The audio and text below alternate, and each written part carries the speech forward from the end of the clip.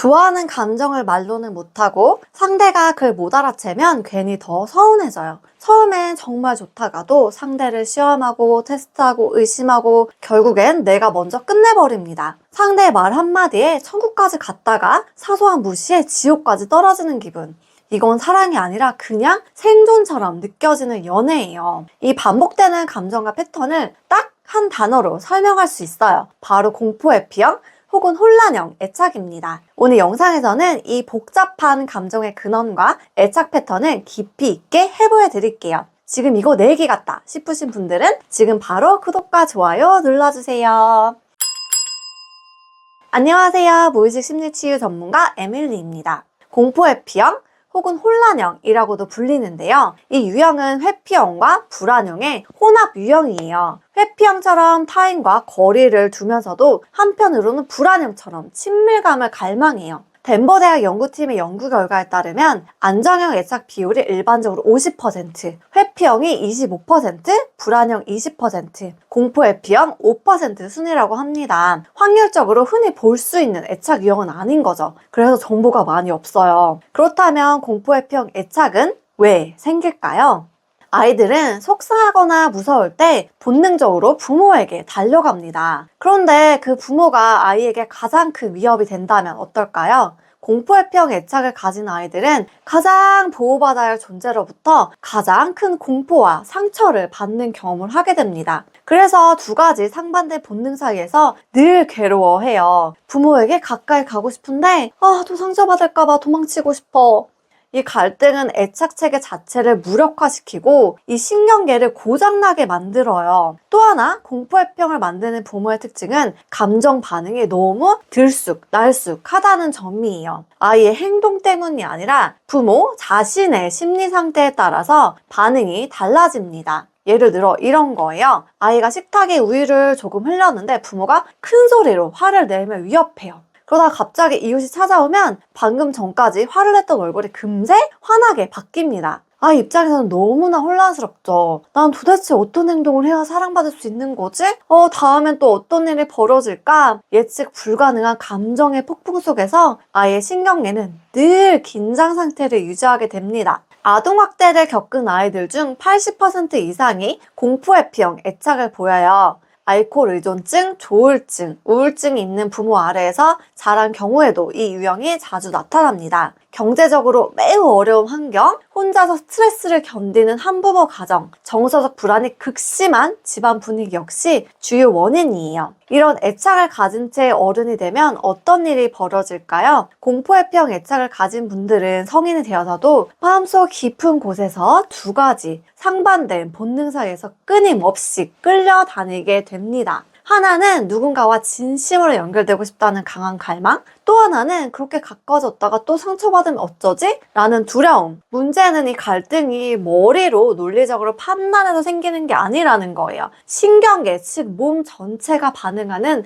생존의 본능이라는 데 있어요. 그리고 이때 애착체계는 관계를 맺고 유지하기 위한 시스템이 아니라 관계를 경계하고 피하는 체계로 바뀌게 됩니다. 공포회피형은 종종 너는 너무 통제적이야 라는 말을 들어요. 모든 걸 스스로 감시하고 계획하고 통제하라는 경향이 있죠. 왜냐하면 어릴 적 감정도 상황도 도무지 예측할 수 없던 환경에서 아무것도 통제할 수 없었던 무기력한 나를 기억하기 때문에 이젠 내가 모든 걸 쥐고 있어야 안전하다고 느끼는 거예요. 그런데 통제를 한다고 해서 감정 조절이 잘 되는 것도 또 아니에요. 오히려 감정이 순간적으로 폭발하거나 작은 자극에도 막 충동적으로 행동하게 되는 경우도 많습니다. 공포회피형은 자기 내면의 혼란을 진정시키는데 너무 많은 에너지를 쓰기 때문에 타인의 감정이나 상황을 세밀하게 들여다보기가 어렵습니다. 그리고 내면의 혼란을 견디기 위한 또 하나의 방식이 명확한 기준을 세우고 그 기준으로 관계를 정리하는 것이에요. 예를 들면 이런 거죠. 이런 상황에선 이렇게 행동해야 돼. 그걸 못 지키면 이 사람은 진심이 아닌 거야. 나는 이런 행동은 절대 못 받아들여. 이 기준은 처음에는 나를 지키기 위한 울타리였지만 점점 더 단단한 벽이 되어서 상대와의 연결을 막아버릴 수도 있어요. 상대도 나처럼 감정을 가진 사람인데 그 여지를 받아들이지 못하면 관계는 결국 반복해서 끊어지고 말죠. 공포회피형 애착을 가진 사람은 스스로 인식하지 못한 채 과거의 상처를 반복 재생하는 행동을 자주 합니다. 왜일까요? 그 불안정하고 복잡한 관계, 예측할 수 없는 반응, 감정의 기복, 애매한 거리감, 이 모든 게 처음 배운 사랑의 언어였기 때문이에요. 그래서 안정된 사랑이 오히려 낯설어요. 감정이 평온한 상태에서는 평온하지가 않아요. 누군가가 진심으로 다가오면 이거 뭔가 잘못됐을 거야? 라고 의심하게 되는 겁니다. 그래서 스스로 무의식적인 관계를 시험하고 거리를 두고 무너뜨리기도 해요. 그리고 거기서 또다시 상처받고 혼자 남게 됩니다. 그럼에도 관계를 갈망해요. 이 모든 혼란, 불안, 통제, 회피 뒤에는 딱 하나의 진심이 숨겨져 있어요. 나도 사랑받고 싶어. 누군가와 진짜 연결되고 싶어. 하지만 상처받을까봐 무서워. 공포회피형 애착의 무의식은 사실 사랑을 원하고 있습니다. 이제부터 이 애착을 개선할 수 있는 방법을 알려드릴게요. 애착 유형은 안전한 경험이 반복되면 충분히 바뀔 수 있습니다. 그러니까 나는 공포회피형인데 평생 이렇게 살아야 하나? 걱정 안 하셔도 돼요. 변화는 얼마든지 가능해요. 첫 번째는 감정 반응 멈추기. 내 안에 저 사람이 날 버릴 거야. 저 말투는 분명 날 밀어내는 거야. 같은 해석이 떠오를 때 바로 반응하지 말고 잠깐 멈추고 이렇게 스스로에게 물어보세요. 이건 진짜 상황일까? 아니면 익숙한 위협 반응일까? 위협 반응은 뇌보다 신경계에서 먼저 일어나요. 이때 숨을 천천히 내쉬면서 마음을 가라앉혀 주세요. 그리고 객관적으로 생각해 보는 거예요. 그 사람이 진짜로 날 밀어내는 말투였나? 아니면 과거 경험과 지금 상황을 내가 혼동하고 있는 건 아닌가? 가능하면 글로 적으면서 생각을 정리해보면 더 효과적이에요. 두 번째, 신경계 안정 루틴 만들기. 공포회피형은 신경계가 늘 과잉 각성되거나 마비 상태로 흔들리기 때문에 신경계 안정 루틴이 필요해요. 등을 기대고 앉아 눈을 감고 손을 심장 위에 얹고 이렇게 속삭이세요. 지금 나는 안전해. 이 공간은 나를 위협하지 않아. 그리고 숨을 5초에 걸쳐 천천히 들이마시고 7초에 걸쳐 천천히 내쉬어주세요. 그 상태에서 머릿속에 나를 편안하게 했던 사람